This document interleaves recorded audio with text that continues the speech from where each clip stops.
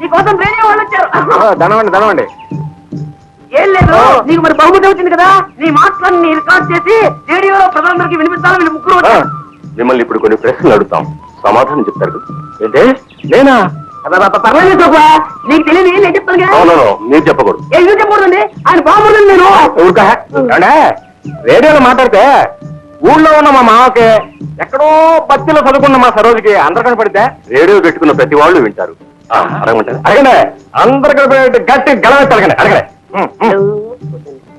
పేరేమన్నారు? ఎవరండి కనపట్ల? సోగ్గాడు శోభనాద్రే. సోగ్గాడు అంటే అది వెంటి పేరా? అదే అదేం కాదండి, నేను ఏ పని చేసినా సోగ్గా చేస్తానని మా ఊళ్ళో వాళ్ళంతా సోగ్గాడు శోభనాద్రి అని పిలుతారండి. బాగుందండి.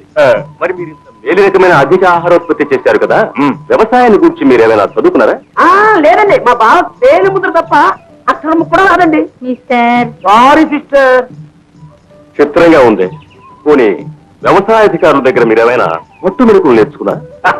మీరే అబ్బబ్బాలు ఎవరండి మీరు? చేపపిల్లకి ఈత, పులి పిల్లకి ఏటా ఒకరు నేర్పాలంటండి. రైతు బిడ్డగా పుట్టాను, మా నాన్న దీవెంతో నాగల పట్టాను, ముమ్మరంగా యాక్సిడెంట్ దంచుకొస్తున్నానంతే. అదేండి తోకపోదండి, మిస్టర్ మూసుకున్న సిస్టర్. రైతుకు ముఖ్యంగా కావాల్సింది స్వానుభవమే అనుకోండి.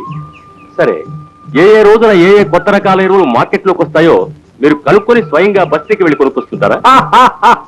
అలేవరండి, దీని హెబ్బ మనకు బస్తీ మొహం ఎట్లా ఉండకూడదు కూడా తెలియదా?